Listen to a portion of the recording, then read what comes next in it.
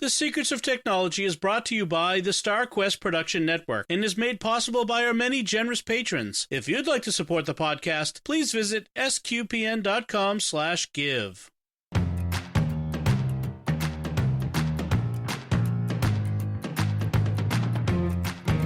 Hi, I'm Dom Bettinelli, and you're listening to The Secrets of Technology, where we discuss the technology news that's important to you from a uniquely Catholic point of view. And joining me today is Joanne Mercier. Hey, Joanne. Hey, Dom, it's not raining today.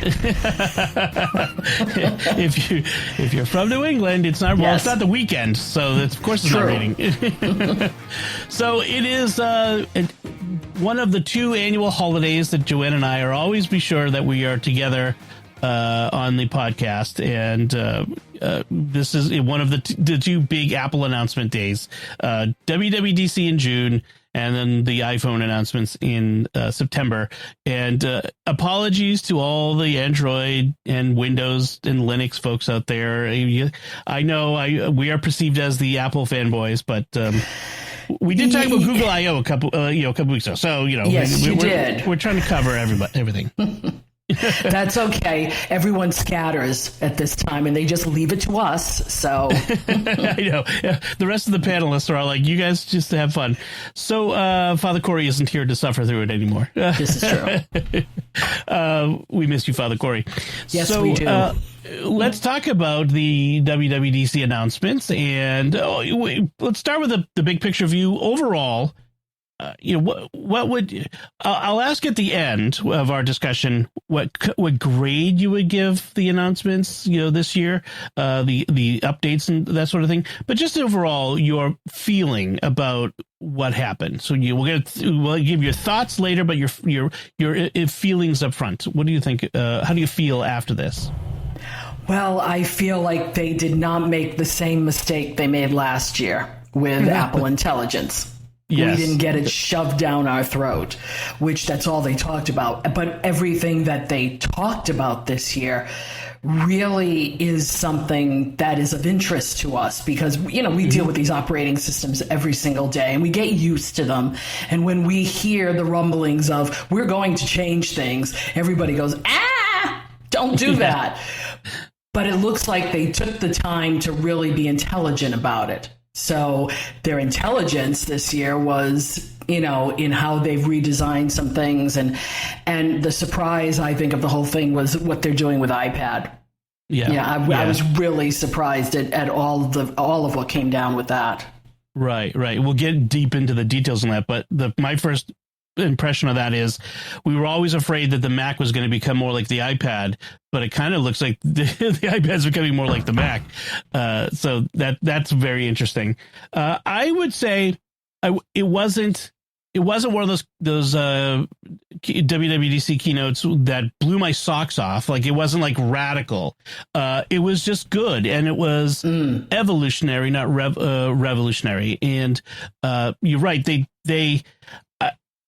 I feel like that some people were criticizing them for not addressing their failures with AI head on, but I don't know. Like, what would be the point? Well, what's up with mea culpa all the time? I mean, right. I guess people were waiting for that. They're not going to. They just move forward, and that's fine. Like they said up front, like we promised some things last year, we weren't able to get them done, so we'll get them done in the future. And I think the approach they took with AI this time was much better because it was sprinkling. Like they gave us a big AI thing up front, but they really sprinkled things throughout. And some people were saying, the stuff that they announced wasn't really AI, but AI takes a lot of different forms. Only part of it is the chatbot stuff. The S Lady got no mention at all. I don't think I ever heard S Ladies once, but there were a lot of machine learning, transformer models, stuff that is with throughout the whole upgrade through all the operating systems. And we'll be able to mention some of those.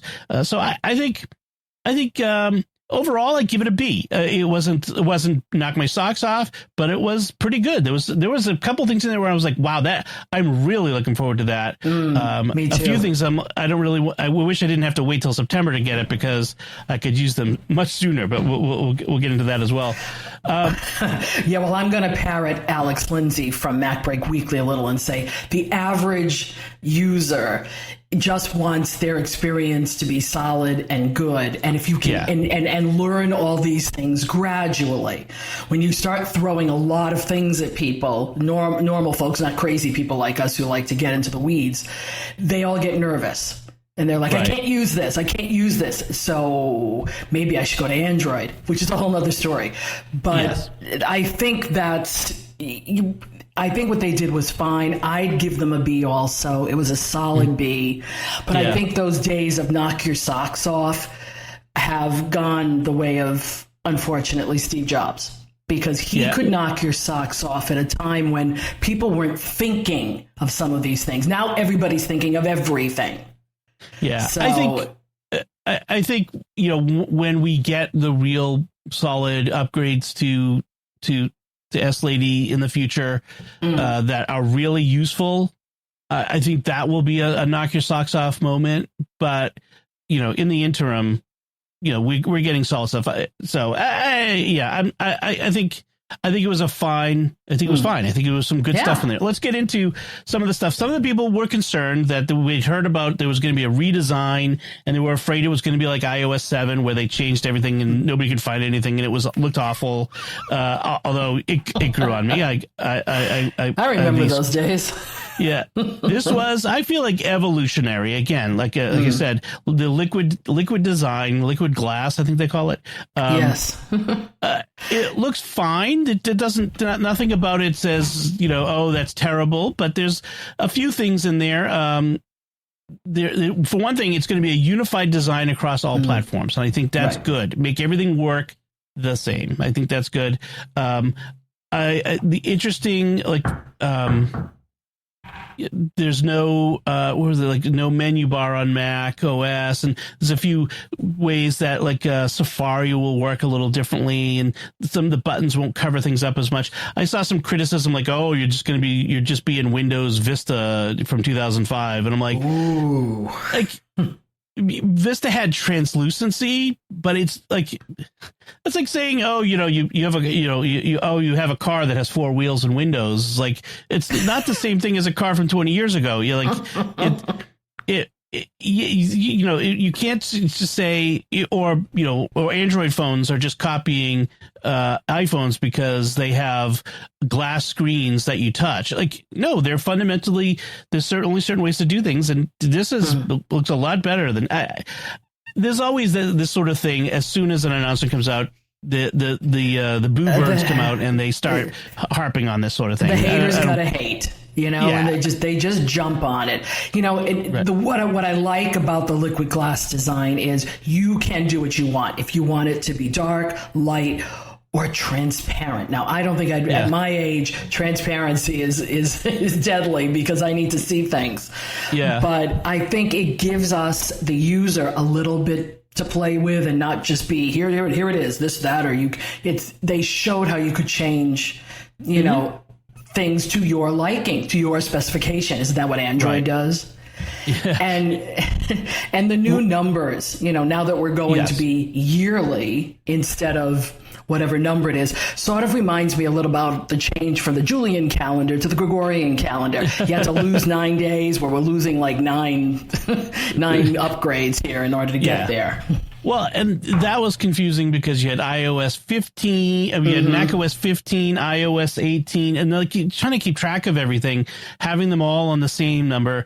And again, Windows figured this out. For a little bit, they started doing years, and then they realized they couldn't keep up, and so they went back to just ordinal numbers.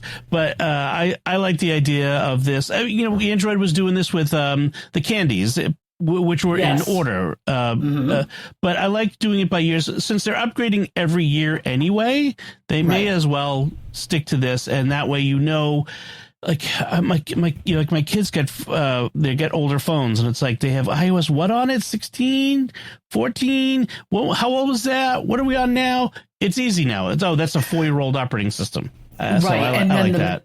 And then the phones are still numbered. So I mean, we're coming out with iPhone 19. No, not 19. Anyway. 7. Yeah, really. They might get changed too. Yeah. But I have a 16. Next year it's supposed to be 17. So will it? Won't it? We'll find out in September.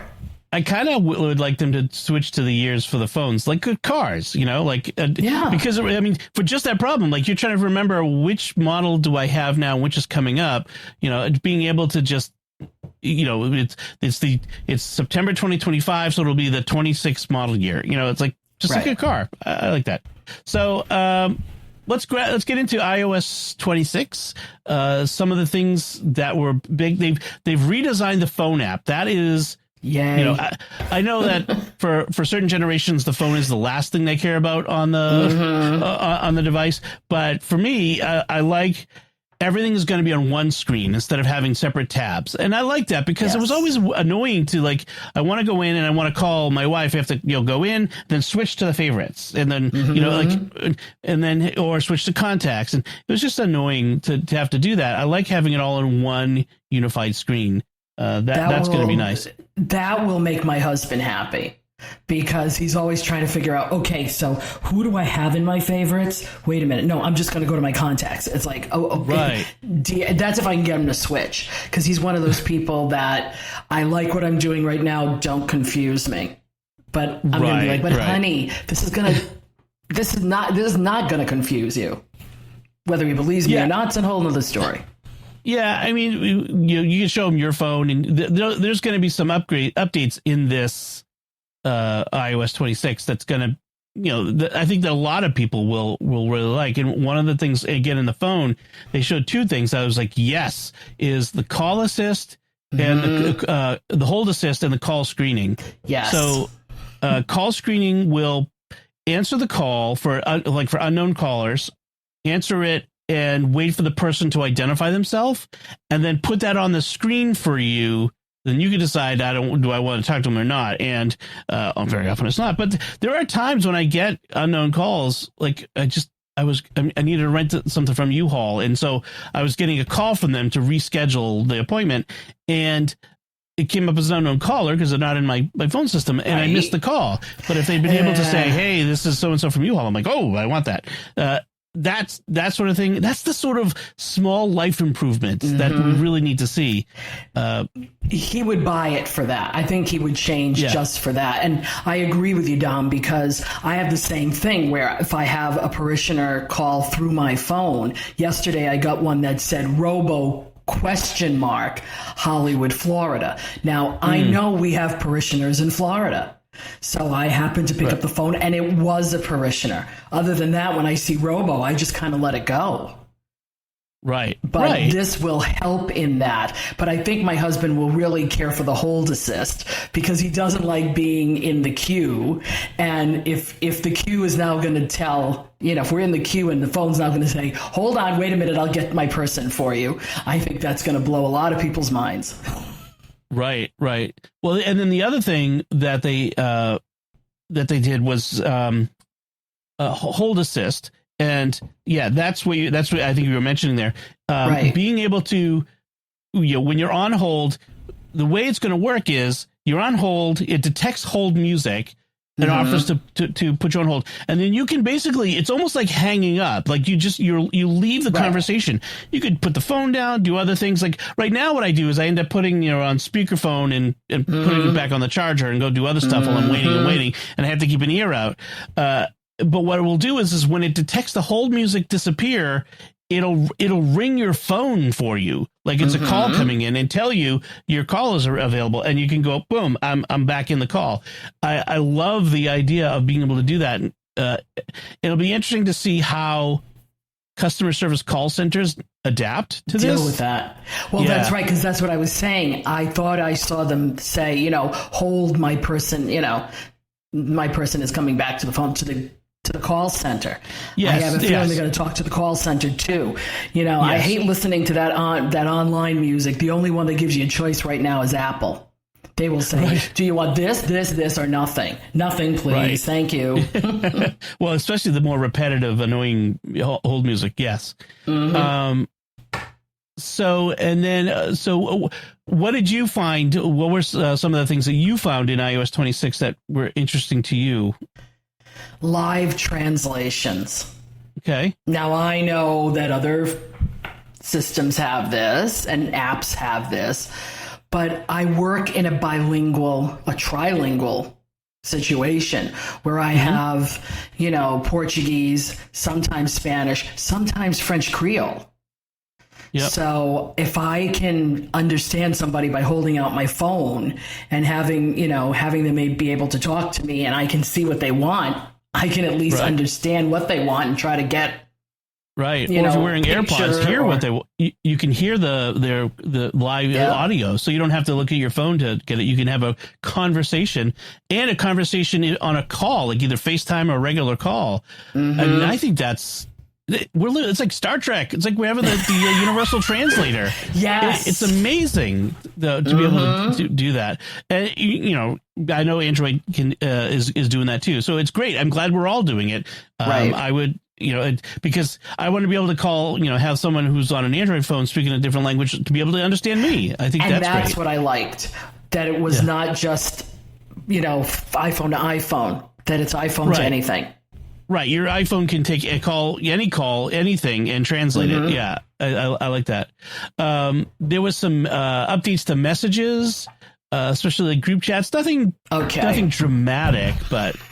Do we have to have polls? So I get the idea. It's like when you have a group and you're like, all right, we're all going to we need to figure out a date to do X, or we need to figure out where we're going to go to dinner. Everyone choose one and, have a thing. But I don't know. I don't. Even my family, we have. I'm not a kid, I guess. I don't understand this. Well, no, I think even for adults, like when adults get together to do things, like sometimes you need to make a decision about a thing. The problem is it's iPhone only, and even in my family, my siblings, I have one sibling who's on an Android, and it's just that this won't work. So, sometimes these. Specific to iPhone sorts of things, they sound great, but unless everybody is on the iPhone, it doesn't really work. So we'll see how that, a lot of these group chat things are really only really work if everyone is on an iPhone. And I don't have any group chats that are like that, except like, no, I don't have any. No, there's always with somebody. My kids. Yeah. With my kids. Yes. Yeah. My kids are all iPhone, but other than that, they redesigned the camera app, which is pretty good. I think simplifying it. It looks too cluttered now. There's all these controls. Yes. The controls are still there. It just hides them a little bit, so that's good. And, but most people just want video or portrait. That's it. Right. If you want something else, you can go look for it. Exactly. And they took the criticism of the redesigned Photos app to heart. I didn't have problems with it, but some people did. And they added back the tab bar at the bottom, so they hide some of the stuff that was on the screen. So when you open up the Photos app, it'll be just your photos to start, which is fine. Okay, that's fine. Didn't bother me, but one of the things I really liked was the maps updates, because one of the things that's always bothered me about maps, I use routing whenever I go to places, even when I know where I'm going, if I go to the same place all the time, because I want it to be able to show me traffic and reroute me if I need to. Same here. It bugs me that sometimes, like, why do you go down that? Like, why do you always want to go down that road? That is the wrong road. That is not fast there. It drives me crazy. And like, why can't you learn my route? And now it will. It will learn your preferred routes, and like it learns your commute, and it will alert you before you leave for your drive, like how long it will take and that sort of stuff, which is great. I really like that. Yeah, see, the time is what I use it for. How long is it going to take, especially with traffic in Rhode Island, how long is it going to take me to get to work or to wherever I need to go? But what I hope they fix or tweak is when I select right now, when I select, I need to go to work, for example, it'll only show me it's the preferred route. I want you to show me the whole thing because I want to be able to make a decision as to, 57 minutes versus 58 minutes. I still might want to go the 58-minute one because of another reason. Right. So, but it doesn't. It doesn't show right you now. Multiple routes. Oh, interesting. Not unless I get out of it and then come back into it, and then it will show it to me. Oh, I see. If you tap on the notification, it only shows you the one route. I see what you're saying. Yes. Just show me everything at once. Yeah. Give me options. Right. There's improvement to Wallet, which the one thing that really got me with Wallet was the digital ID with U.S. passport. So as of today, when you get a U.S. passport, you have the option to also get a passport card. So there's the booklet, which you use for international travel, but you can get a card, which is basically a federal ID. It looks like a driver's license, and you can use that for domestic travel. There's this new Real ID law, which requires the states to issue driver's licenses where you have to provide a lot more information to prove who you are and all that stuff. It's supposed to make it a lot more secure. But it's a hassle to get one. And I haven't gotten my Real ID driver's license yet. I have mine. And if you think it's a hassle for you, try a woman who's changed into her married name. Right. I can imagine. Right. It's that extra step. You can use a passport, like a booklet or a passport card as a Real ID for airport travel, domestic airport travel. But what Apple has done is they've evidently worked with the U.S. government, and they have this new digital ID. So you can, I'm not sure exactly how it's going to work, but if you have a U.S. passport, you can put this digital ID in the wallet, and it will work as Real ID for domestic travel. They didn't say that in the presentation, but I looked on their website, and they did say it will work for as a Real ID. So you go to TSA checkpoint, you show them the digital wallet, with the card, and then you'll be able to go through based on that. So that's really good. Will this also work for federal buildings? Because that's the other advantage of having a Real ID. You can't get into a federal building without one now. So I'm wondering that's the reason why. So if you end up on jury duty, for federal jury duty, for example, you need that ID, which is why I got mine a long time ago, and so did my husband. It was that kind of thing. Yes, they don't tell you that. They just talk about travel, but it's also for federal buildings. Interesting. Well, I'll have to, if I have to go to a federal building, I have to bring my passport until I get until I get my Real ID done. That's interesting. They didn't say that, so it will be interesting to see whether that becomes part of it. One of the things they did not mention in the keynote, which I found on the website, was they are improving parental controls. There wasn't a ton of detail. But there was a few things for parental approvals for contact requests from kids. So if your kid wants to set up a new contact, you can have it where it needs to ask you for permission, blurring out sensitive content in FaceTime calls and photos and shared albums. My guess is that's recognizing things that the kid should not be showing in video and photos. Right. Just put it that way. And enabling parents to grant an exception for their child to download an app with an age rating that exceeds the app content restriction they set. So in parental controls, you can say, okay, my kid is under the age of 15. I don't want them to be able to download, they have ratings. It's like 17. I don't want them to download 17 plus, but you look at it and go, oh, that particular app that I want them to be able to download. That's fine. Right. And you can do a case by case override. You can't do that today. So I do hope they improve other stuff with parental controls, because it's nice to have what they have, but I run up against the limitations a lot. It is a pain in the neck sometimes. My kid has to come and I have to turn off parental controls so we can update apps, because I don't want them to have unfettered access to the App Store. Right. But you can't update without having the App Store, and it's like. It's like, that sounds like a runaround. Yeah, I wish you could do updates without having to expose the App Store, that sort of thing. There's a new Games app. I know you don't care, but there's a Games app across all of the iOS, which is just interesting. Nothing groundbreaking. It seems like they've improved Game Center and made it easier to find games that you've played. I am curious whether it will include on Mac OS, like the various games from different systems like Steam and other environments like that. And then the visual intelligence stuff. Now, I mean, there's some AI stuff that they are doing. That looked really interesting, being able to scan things on screen. Yes. I like that for doing, when I'm looking for stuff, be nice if when I see something, okay, what is this? So please explain quickly. Yeah. It's almost like a tricorder now, isn't it? Yeah.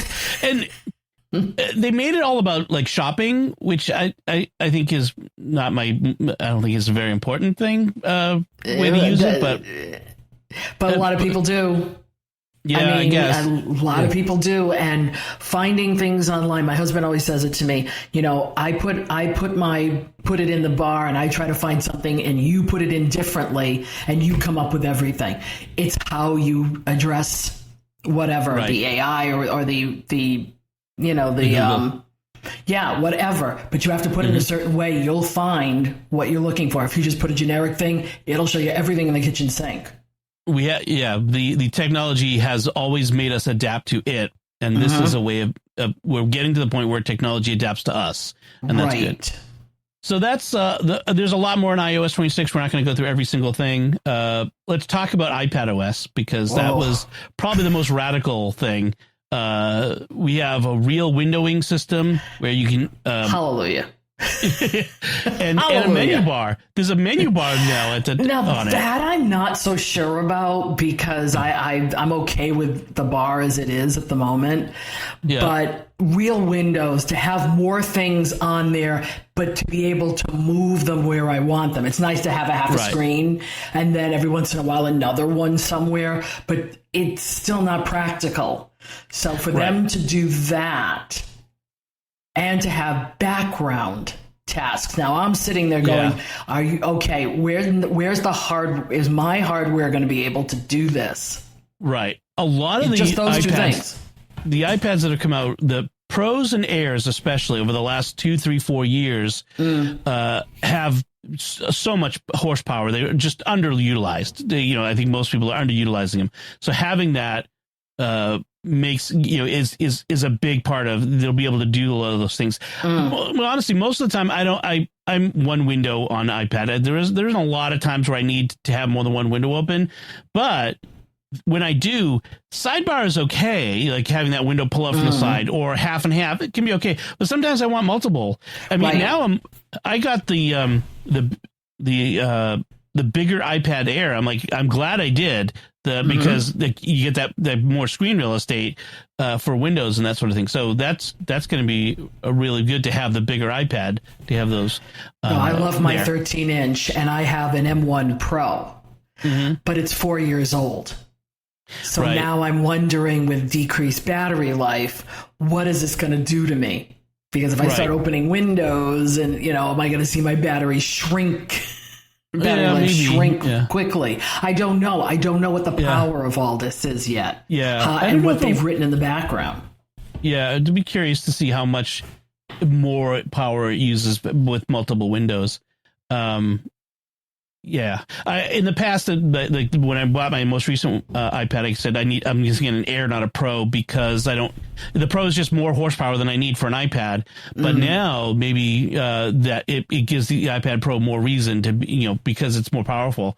I have to see whether it makes a difference. Right, and I'm looking long term now, because as I'm moving towards retirement, I keep saying I want to get the desktop Mac Mini and use the iPad. Right. And not a laptop. And now it looks like we're going in that direction with iPad. So should I get a new iPad when it comes out this year? Should I wait another year? Should I? So I'm just kind of playing with the different scenarios right now. iPad with a keyboard and an Apple Pencil is the touchscreen MacBook that everyone has talked about for years. So that's definitely. For a lot of people, that would be a better purchase than a MacBook Air or definitely MacBook Pro. If you need a MacBook Pro, you need one.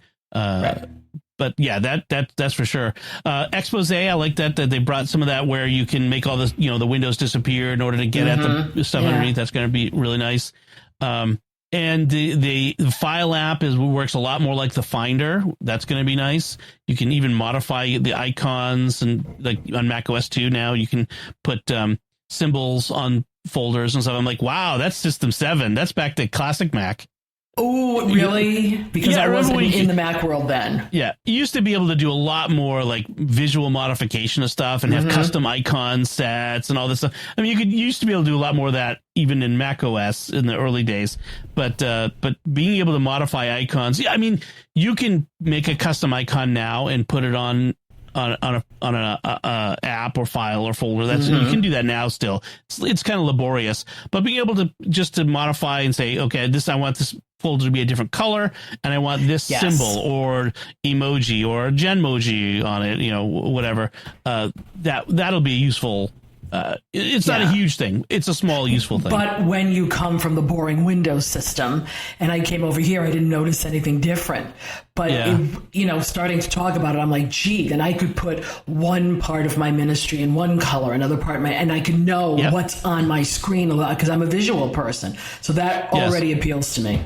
Yep. I mean, you could use tags for that now, but tags are not as prominent. I never use tags because I use tags for automation. When something is tagged a certain tag, the automation moves it or does things to it. So, all right. So, and then the other thing they did, which I don't know if this goes beyond like video people and podcasters, but you can now basically you'll be able to use an iPad to podcast or to do YouTube videos because you'll have audio input selection. You can change your microphones. You can record your local audio, which I think is awesome. And the person on the other end can record their local audio. And then you have the great, local audio that you combine into one podcast, as opposed to when the crappy audio that from that has drops and skips and whatever because of the bad internet connection. So that looks pretty interesting for some of us anyway. So what I'm noticing is a move away from like just being known as a consumption device to a production device. That's right. Now we're really doing it. What I want to see is, will the apps themselves, because I find using, for example, iMovie on an iPad totally different than doing it on Mac OS. Yeah. And neither the twain shall meet.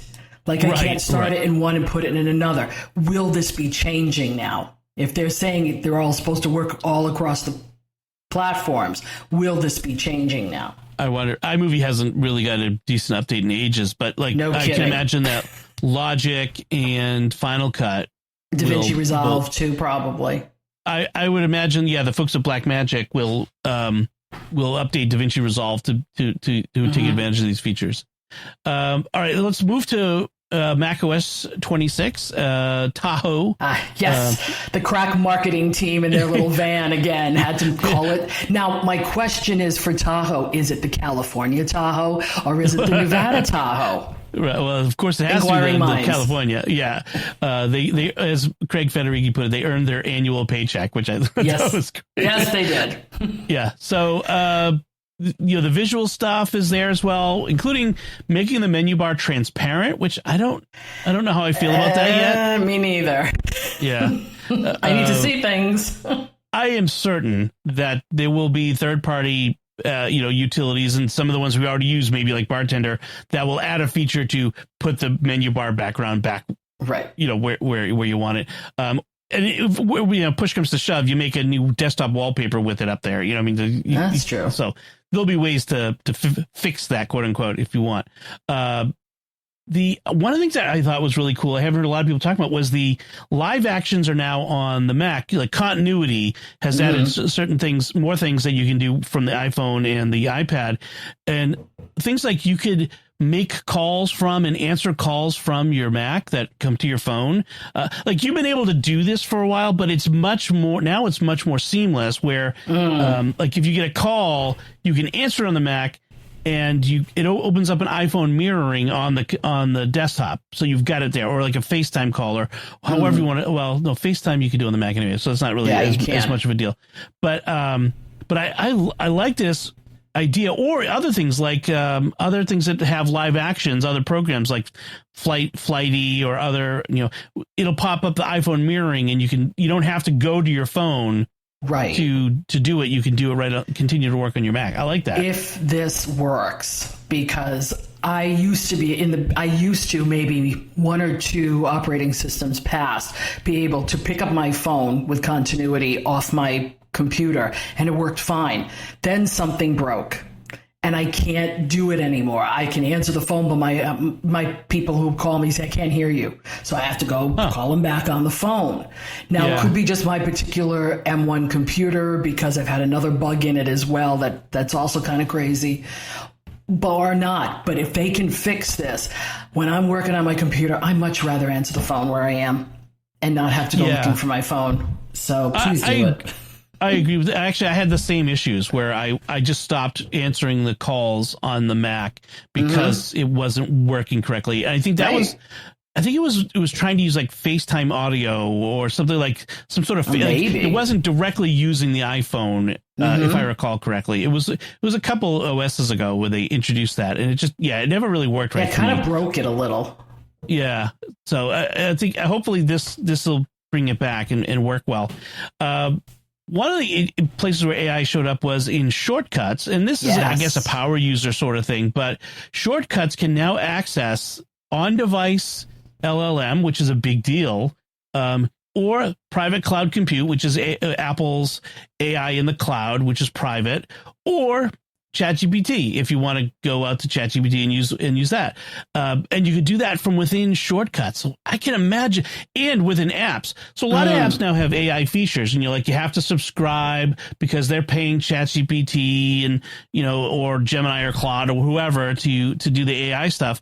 Well, now those apps can use the Apple LLM on device, whether it's a Mac or on iPhone or whatever.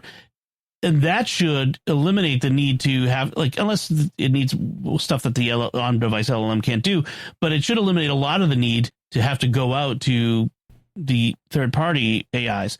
I think that's really interesting. I think, if it makes shortcuts easier to use and put together, yes, because I think shortcuts is very underrated. When you can make certain shortcuts, it makes your life so much easier.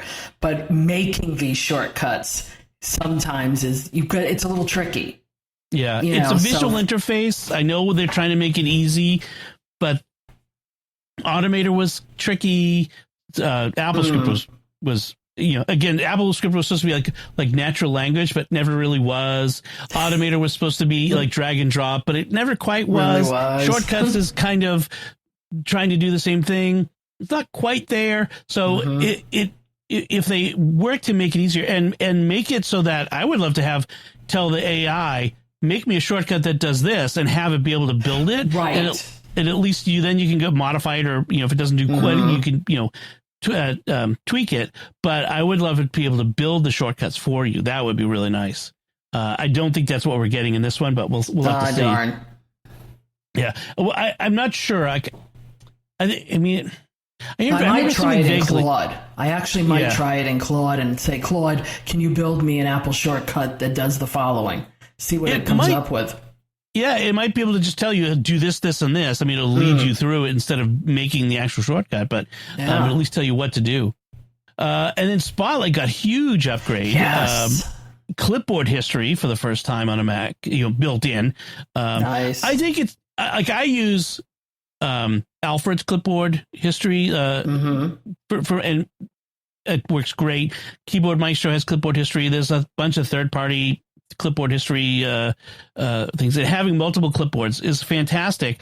I think Apple's will be basic, and it will introduce a lot of people to the idea, and then they will go and look for third-party apps that have more features. I think Apple has stopped Sherlocking apps and has started doing basic versions that leave room for third parties to add on to do better. That's one thing I did notice. I didn't see it like, okay, this thing just got Sherlocked, and I haven't heard too much of that term right now with the pundits.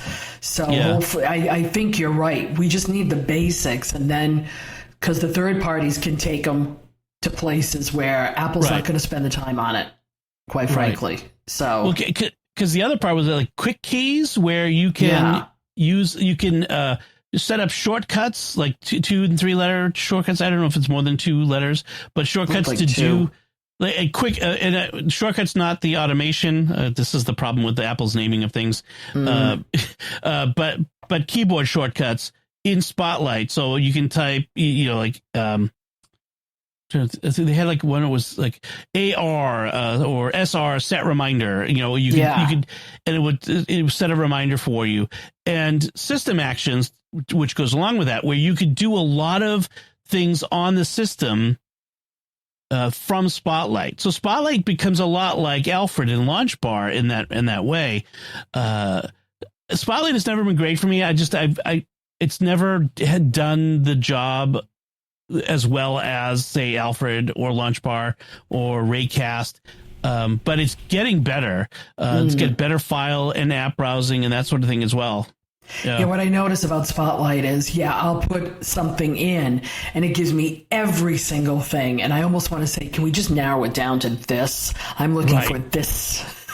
Right. And Alfred I love because as you type things in, it offers you a bunch of different, like you can choose from stuff below, and it's got workflows, and it does so much more. But I like that Spotlight is getting better. So even like on a basic system, it does better. So again, there's more to Mac OS 26, but those are the highlights. Let's quickly run through Vision OS 26 and Watch OS and TV OS. Vision OS, I think a couple of big features. One is they made the personas more realistic, which is, they do look realistic now. It's not like somebody's memoji. Yeah, it looks. We're narrowing the uncanny valley. Let's put it that way. It's much more realistic. I think you watched Mac Break Weekly this week too. Yes, I did. And they had their producer in his persona show up on screen, and it looked really good, including hands. Really good. Yeah. Yeah, you can see the hands. All 5 fingers too. Yes. Thank you, AI. And a thumb. 4 fingers and a thumb. Speaking of hands, there's new controllers, new accessories. There's Logitech has like a 3D pen where you can draw things in the air. They have the Sony hand controllers, which will be good possibly for more gaming in the VR, because Vision's OS has been behind on that. Yeah, see, we're tactile people, so we need to hold something in our hands to honestly feel like we know what we're doing. And while I love the Vision Pro and being able to do that with your hands, if you're holding on to something else, the precision is going to be there now too. It's not just going to be all over the place. So I like the fact. You need it for certain tasks. I mean, it's like when Apple refused to give us like the Apple Pencil at first, like, you're just going to use your finger. And then they eventually caved and gave us the pencil. So same difference. The persistent widgets I thought was interesting. So so you can create a widget and various things, like you could create a wall clock, or although people can buy a wall clock, or I like the idea of like the interactive like your checklist or something that you can put, and it stays there. So if you put it like a clock on the wall, and you take off your headset, or you go to another room, you come back, you put it back on, it's there on that same wall in that same place. They had one which was a window, like a photo that was like a window, and like you could go up to it and look through the window and look left and right, and it was like a window to the world, and it was really neat. I really thought that was kind of cool. I'm still not going to spend $3,500 on a Vision on a headset, but I just want a slimmer one. It was such a headache to put on and have on for a while. I would just like a slimmer one. Yeah. And then they had some enterprise features, including multiple, you could save lets companies have multiple headsets that can be shared among a group of people, and you could save your profile to your phone. So then you just connect your phone to any headset and it sets it up for you. I thought that was neat. The dumbest feature was, now 2 people can sit side by side on the couch and watch a movie together for $7,000. I could buy a movie theater for that. Why don't you just get a bigger TV for your house? for less than $7,000, you can get an amazing sound system and TV. Right. Now, and then see each other. But now, if it was my friend in Italy, and we both had Vision Pros and could sit there together and watch a movie, that's appealing to me. I mean, we're getting there, and I guess again, as these things come down in price, this will make more sense. But yes, I agree with that. And then let's see, Watch OS. There was the one thing. There was like some workout stuff, but there was one thing that really interested me was the you can flick your watch, flick your wrist to dismiss notifications and silence calls. That'd be nice. It doesn't cancel them, like they're still there, but it just dismisses the notification. I like that. The workout thing that I hate was in they have the AI coach, fitness coach. Yes. I'm so excited to have you get started on your one thing I hate when they do with AI is when they give it fake emotions. Yes. I'm excited. No, you're not. You're a machine. Not. You're not. You don't have emotion. Don't do that. I think that's kind of annoying. But tvOS, there wasn't a lot there, but there was profiles. So if you have multiple people in your house, that's a good thing. So that when I'm watching something and my wife wants to watch something on the TV, she doesn't mess up my location in the show versus hers. Right. That's right. So I it's like a spouse that thing. Yes. But now the iPhone is a karaoke mic. Oh boy. But only if you have Apple Music. Right. Apple Music has a karaoke function in Apple Music on the Apple TV. And can you use multiple phones? I didn't see that. I would think you should be able to, but again, continuity with the Apple TV and an iPhone has been good, but not great. Yeah. So I don't know how multiple phones would be in a situation unless they fixed it. There was also a thing that went quick, but it was automatic sign-in linking logins to your Apple account on another device. So when you sign in on Netflix, probably not Netflix, but sign in on, say, Paramount Plus, Netflix. Right. Sign in on Sling on your iPhone or your iPad or your Mac. It will automatically be signed in on the tvOS and vice versa. So you don't have to be signing in to the same service on multiple devices. Yes. I like that. Because I hate it. Because if you get kicked off one, you kicked off all of them, and you got to do it again. Yeah, that's right. It's a pain. So it is a pain. So what was missing from the keynote? What were you hoping for that you didn't hear? Well, me and new Apple TV. I'm still waiting, and I knew there wasn't hardware coming, but I'm just waiting for a new Apple TV because I need to upgrade. What do you want from a Apple TV that the current one doesn't have? I'm one behind right now, and I was going to get a new one for the main living room, but it's like I want to wait because I know another one's coming, and that was 3 years ago. So it's like, okay, but what I would really like in an Apple TV is, and I think it's probably more software, is that sign-on feature. When we sign on to one, it should travel through all the rest of the universe. Right. The Apple universe. Right. And that's a problem because every time you've got to sign, whether it's Apple TVs, 3 or 4 of them in your house, whether it's your notebook, whether it's your laptop, whether it's your iPad, you just have to keep signing into everything. And I stopped doing it. It's like, forget it. I'll watch it later. Yeah. So that's the one thing. And although they make it easier to sign in on your iPhone when you have to sign in on the TV, I just, if I could sign in with on my Mac and just have it be done, or sign in on my iPhone regardless, without having to do the continuity thing, I agree with that. A new Apple TV, what would I want? Probably I would like a little more horsepower and maybe more HomeKit stuff, make it more of a HomeKit hub device. And that's one thing I kind of was hoping to hear about was their HomePad device that's been talked about and got pushed off. Yeah, they haven't talked about it, but what I would like with HomeKit is to be able to designate, and I don't know if we can do this now, designate one hub So I want this Apple TV to be the hub for my house and not keep moving, because the hub kind of moves right now. If I'm upstairs, it could be an iPod mini. I know what I'm saying. Does that cause problems? Sometimes, because I'll yell out a command and it's almost like they're ping-ponging with each other. Go, which one are you going to take this command now? Is it me? That's is it me? different is it from me? hub. I mean, the command, which one listens to you is not the hub, like, because Apple TV can be a hub and that doesn't have any speaker or microphone. Right. So, but it is true. Like, sometimes I want to yell out a command to the S lady, and is it my phone? Is it my Mac? Is it going to be my iPad? Everybody goes off. The HomePods, like, everything is gonna, and it's answering me. I'm in the office and it's answering me from the kitchen. I'm like, why? I have 5 devices here you could be answering me from. Why are you out there?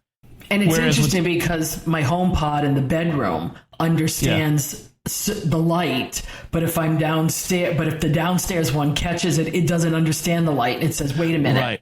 I'm not sure what light you're talking about." Right, because when it's in the same room, right, it's smart to know that these are the devices in the room with me, but if that's not hearing you, it's the one in the down the hall. Right. It doesn't know the devices. That's true. That is an issue. Yeah. So what are we going to get in September besides a new phone? What do you think else we should expect? I think a juiced up iPad. Mm-hmm. I think it will be a juiced up iPad. Now, will it be just a Pro? Will they bring something into the Airline? I doubt they'll do it with the baseline, but they might with the Mini, because they were saying everything that iPad could do would go do it across platform.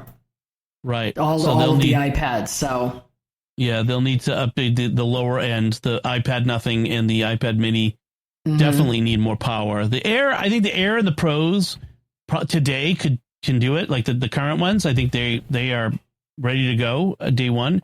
But I wouldn't be surprised if we got juiced up iPad Nothing and iPad Mini. That we're gonna have to for that. Yeah. So I mean, we kind of gave our overall assessment and our grade at the beginning, even of the event. But there's, like I said, there's a lot of features that might improve. Life improvements. They're just small, make life a little easier, a little better. Nothing groundbreaking, nothing astonishing. We're not getting robotic assistants. The computer from Star Trek. Do we need them yet? I mean, right. Nothing is doing that yet at that level. Right. So, am I disappointed that Google came out with a AI to make fake video, generative video that can fool anybody, and Apple didn't? I don't want that from Apple, so I don't really care. I'm, if I want it, I'll go to Google, but that's not what I want from Apple. So. We've been going on long, so I want to move quickly to our headlines and our picks of the week. But first, I do want to take a moment to thank our patrons who make it possible for us to create the Secrets of Technology, including Charlene B., Leslie G., Joanne, Amy G., and Eric M. Their generous donations at sqpn.com/give make it possible for us to continue the Secrets of Technology and all the shows at StarQuest. And you can join them by visiting sqpn.com/give. So, I just feel like every week the headlines are some dystopian nonsense. Yeah, I wonder why. Because we live in a dystopia. So our first headline has to do with this genetics startup company that made a huge splash. It was in the New York Times, all over the place, called Nucleus Genomics. And they announced that they have a new product called Nucleus Embryo, which allows them to genetically test unborn children. And how do they put it?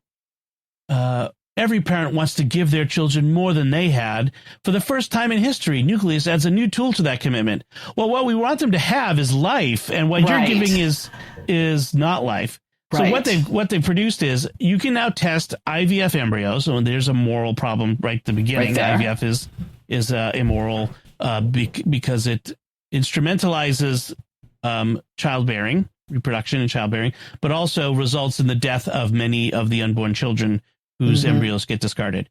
Now, it screens for genes that have a high chance of illnesses like breast cancer, but also for appearance, sex, height, hair color, eye color, gender, and complex health attributes like anxiety and ADHD. And then you could choose to discard the ones that don't fit to your liking. And so that's bad, discarding, children based on some grade, but also a lot of scientists are saying you can't actually do what they're promising. Like the thing that the metric that they're using doesn't actually screen. You can't say that this individual is going to have ADHD or anxiety or whatnot.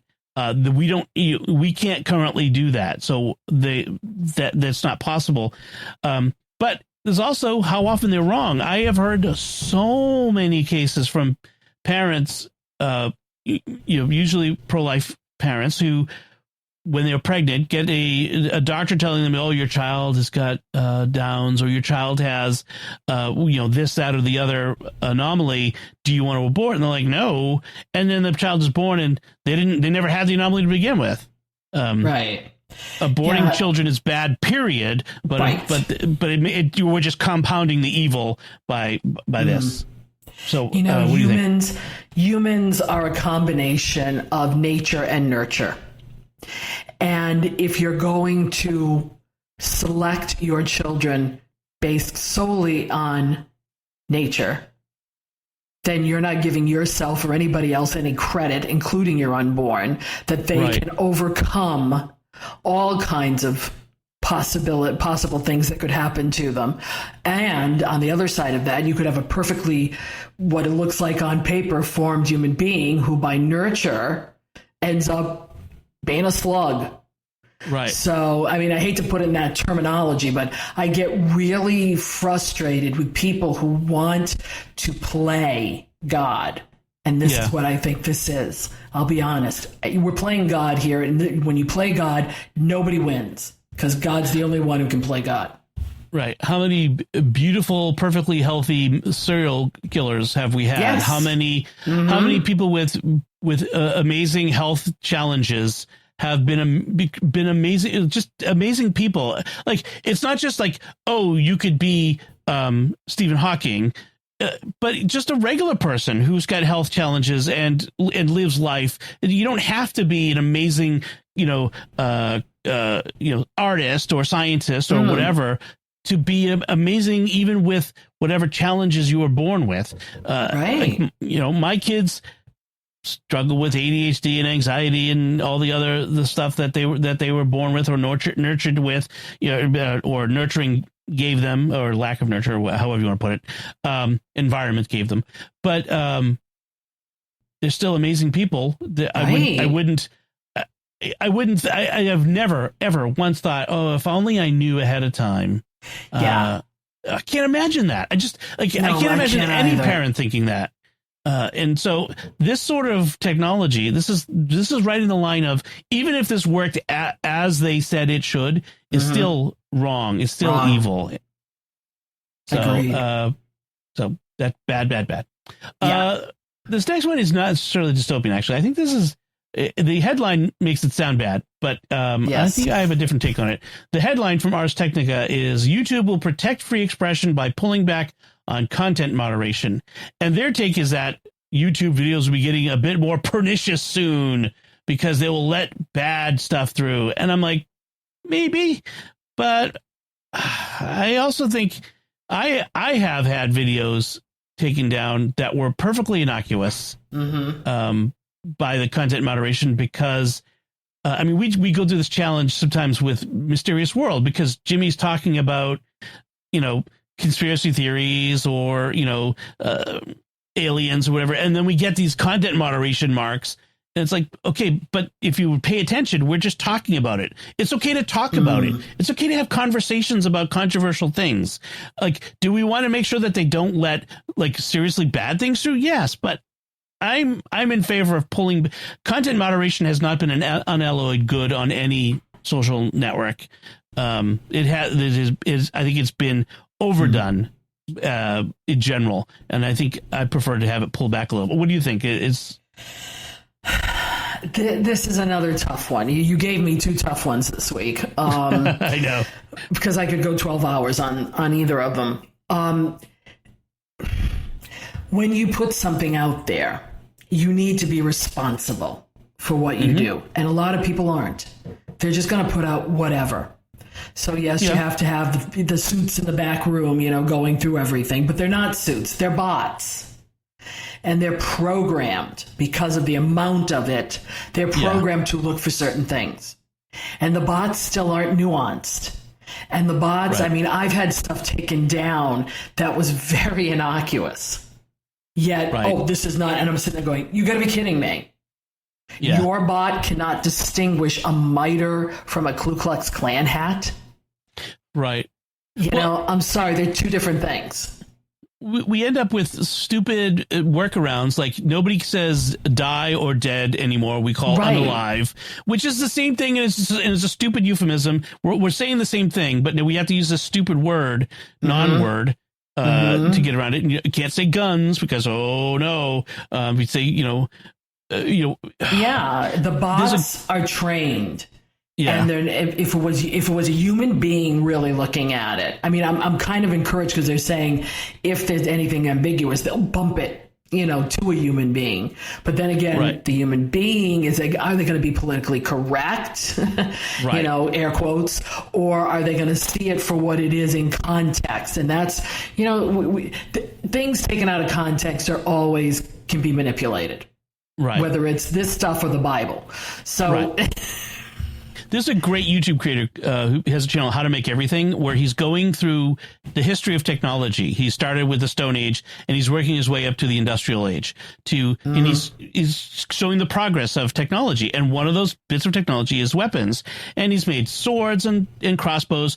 He's up to firearms, and he's in this really difficult position because YouTube is seriously overly, content moderating, anything to do, especially making firearms. He's making fire lances from the 11th century, which were completely ineffective, and they demonetized it.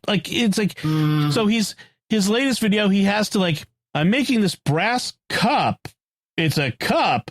Oh, by the way, totally unrelated. After I've made this brass cup, I'll be showing you how this other thing, which is totally not this, shoots, stuff out of it.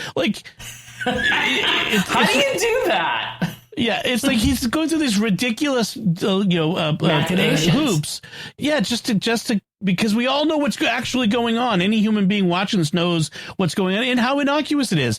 No one's going to look at this video and make themselves a hand cannon out of from what he's showing them. I mean, it's ridiculous. Yeah, wink, nod, nod, And all this stuff is in a book in a library that people can go look up, too. This is why I feel like pulling back on some of the content moderation in general is not necessarily a bad thing. Right. So, I agree. So actually less dystopian, I think, is this thing. So we got to get kind of a balance there. All right. So those are our headlines this week. Let's move on to our picks of the week. And Joanne, why don't you go first with your pick?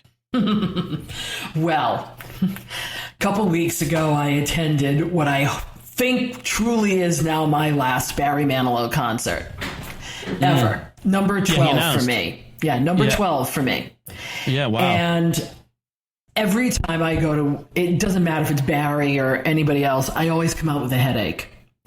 So I think it was Mac Break Weekly where somebody, as their pick of the week, chose earplugs.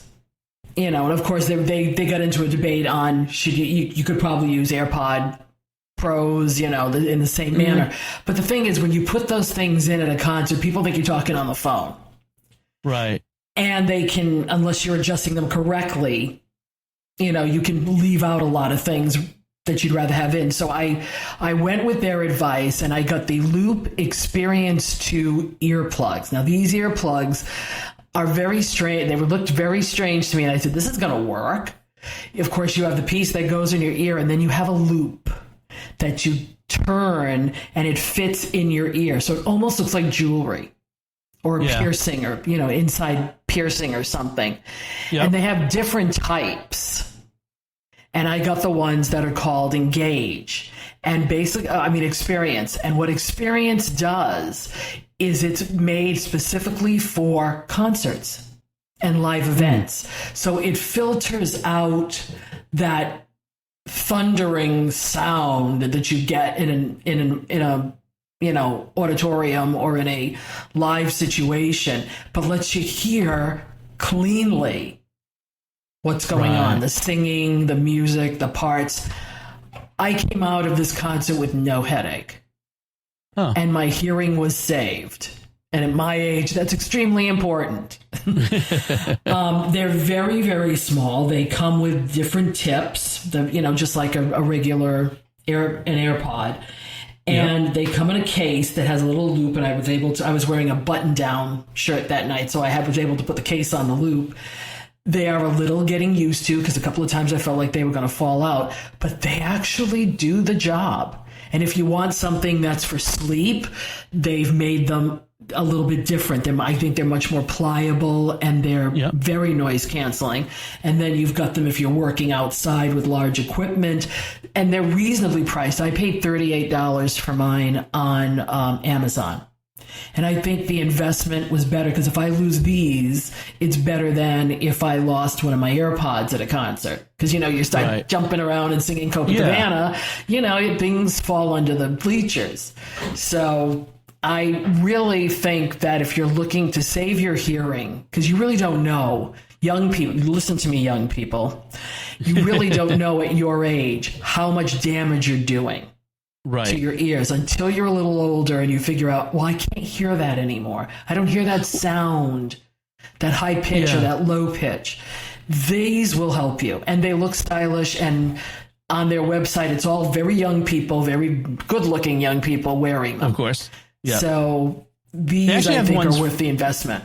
They have ones for kids, which I think is great. They do. That get kids used to protecting their hearing. And like you said, they have different ones for different kinds of environments. Ones for, like, if you're, they have Quiet 2+, which has got double protection. So for sleeping, or they have ones for parenting. I like that. I saw that. If you have to take your kids to an event where there are a lot of kids, sometimes you're like, oh, it's so loud. I could use those when I'm at scouting events. Honestly, sometimes I put my AirPods in and play music just for that. But it would be nice to actually to be able to listen. Just lower the volume, and I think that's what they great. do. Honest to goodness, that's what they do, and you kind of notice it. And the only time I really noticed it was when I was trying to speak to the person next to me. I would start to say, "Okay, you're going to talk just a little bit louder," but the room itself, it was like I was home listening to my television at a reasonable, sound level. My phone didn't go off once, which was surprising. Nice. My watch didn't go off, which surprises me. Yeah. Excellent. Good pick. And the prices range from $20 up to $60. So you can find one in your range. Yeah. All right. So my pick this week, I'm actually using right now. It is the Insta360 Link webcam, and this is a PTZ webcam. So it point, point, telescope, zoom, I think something like that. Whatever I forget what PTZ means, but which means it turns on it. You can rotate it, you can pan up and down, left and right. It's a webcam. It's 4K. It has all kinds of features that it downloads an app to your computer, and you can set up presets. You can have like special AI tracking where it will follow you around if you move around. I noticed that. It's supposed to be off while I'm podcasting. I must have. I think I need to. I'm still learning it. I've only had it for a few weeks, so I want to figure out more about it. The best thing is that so they have a newer one, but this is actually a little better for my purposes. It's $180, which for a 4K camera of this quality, I have a Sony camera with a removable lens and all that. That was like $900 or something like that, and it's not 4K. And I was thinking I need to upgrade to 4K because I want to have higher quality, like when I'm making like Mysterious World or other video shows, I want to have a higher quality video to put on YouTube. And this was like, wow, for 180, I get so much. What it doesn't do, that the Sony camera does, is it doesn't do depth of field. So everything in my background is in focus as opposed to out of focus, which is not bad. I keep the lights low in here anyway, so you can't see the mess behind me. That's main reason for the depth of field. I do not have a professional podcaster studio. I'm looking at this, and this is really, I mean, even the one step above the one you're offering here. I am looking at it now going, gee, this is reasonably priced for what it does. Yes. The one I get, it has a fold out thing that you can hang on the top, so you can hang it on the top of a monitor, but it also has a quarter turn screw hole on the bottom. You can put it on a tripod. I have a small tripod that sits on my desk, and actually it's so small. That's the other thing, is it's so small. I can leave it there between my two monitors. Whereas before with the Sony camera, I had to move it out of the way every time. It's on a swing arm, and it was just in the way all the time. And so when I wasn't recording, I had to move my monitor, swing it out of the way, move my monitor back. Now I just leave it here, and it's not in the way of anything. And it connects to the computer with a USB-C. I don't need a special connection like I did with the camera. And it's powered through USB-C. So the camera wasn't. It was powered through a battery adapter that goes into the outlet. So it's one less thing there. So honestly, this is a great little inexpensive, really high quality video camera. I think it's better than the Logitech ones that were what I considered standard for so long. At this price point, it's to me, it's a no brainer if you need something that does any of this stuff. So the Insta360 Link, and like you said, this is the Link 2, and that it might be good for some people, but this one might be just fine for a lot of people. So just recommend that. All right. And that's it for us this week. We would love to know what you thought of any part of our discussion. What did you think of the Apple WWDC? What's the favorite thing you're looking forward to? Are you going to install the betas? I have a Mac here that like an M1 MacBook Air that the kids use. I may put Mac OS 26 on it, but these days it's such that in order to get the best use of the betas, you can install it on everything at once. You know what I mean? Like a lot of those features are cross-platform. So, and I'm going on a international trip in July. I am not running betas while I'm out of the country. That's for sure. I'll be running betas for sure. When I get back, I may put the betas on my phone and my iPad. I generally avoid the phone, but this year I may do the phone. We'll see. So anyway, are you going to do betas? You let us know by commenting on the show at sqpn.com/technology or the StarQuest Facebook page, facebook.com/StarQuestMedia. Send an email to technology@sqpn.com. Visit the StarQuest Discord community at sqpn.com/Discord.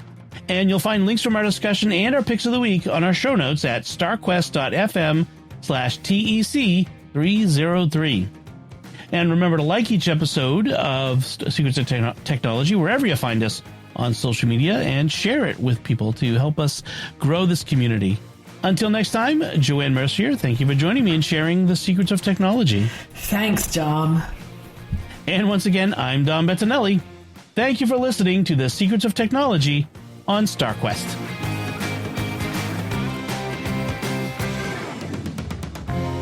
Here's another show on the StarQuest network you're sure to enjoy, PlayStation Portable. Find it wherever fine podcasts are found or at starquest.fm/PSP.